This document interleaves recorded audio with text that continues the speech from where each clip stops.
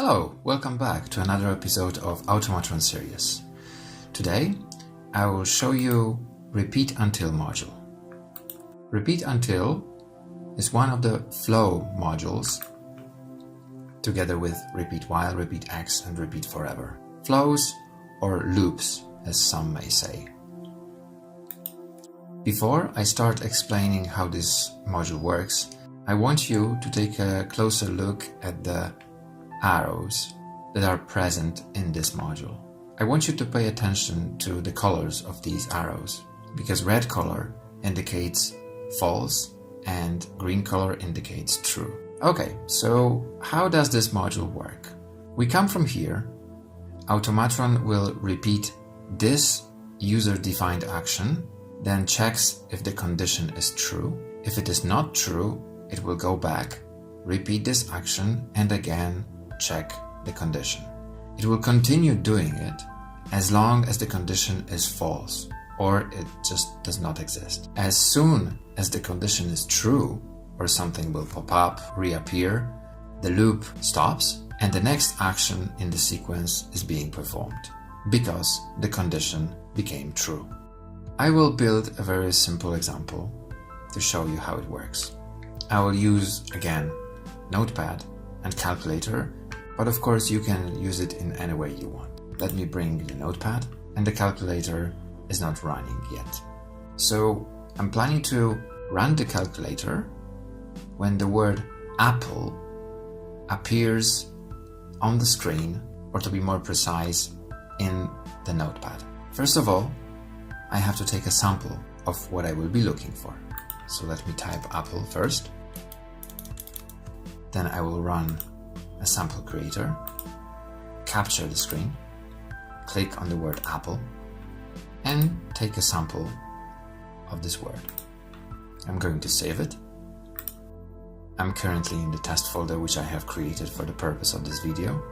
I have previously tested this sample, so let me just override it.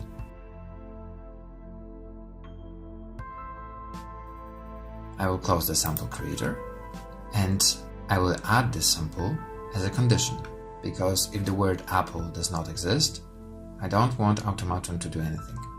But as soon as this word appears in Notepad, I want Automatron to run a calculator. So this will be my condition. I'm adding a condition and I'm checking for sample. What is interesting here is when we are using sample exist as a condition, it does not have a yes and no branch. It has only an option to choose a sample and an option to choose a process. So I will choose my bitmap, give it a tolerance of 10, and I will go back to my repeat until module. So let's review what we have here. Repeat this action, which is currently empty. Check if condition is true or not. Our condition is checking if text apple is appearing on the screen. If it's not appearing, then continue executing the loop. If it appears, then do something else. I will add here a small visual improvement so you will see how the loop is being executed. What I'm going to do is I'm going to add 2 or 3 delay buttons with a small delay of 100 milliseconds.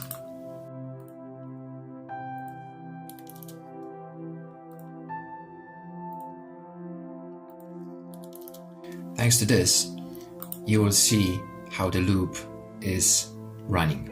The last thing I would like to do is to add running a calculator after text apple appears on the screen.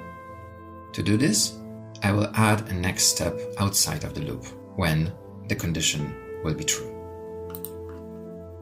I will run calculator.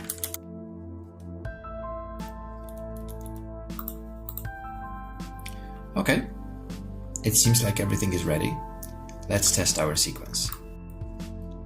I will delete the text that I have in my Notepad. I will run Automatron to start monitoring the screen. And as soon as it will see a word apple, it's supposed to run a calculator. I'm running the sequence now. We can see that it's running. And I will start typing something.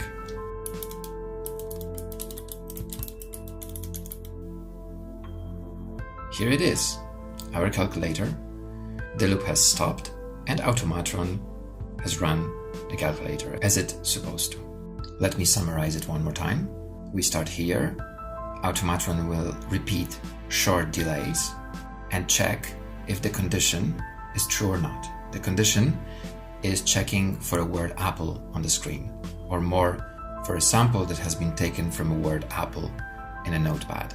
As long as this word does not exist, Automatron will repeat the loop. As soon as it will appear, it will break the loop and run the action that has been defined after the loop ends. There is also a small button here called inverse.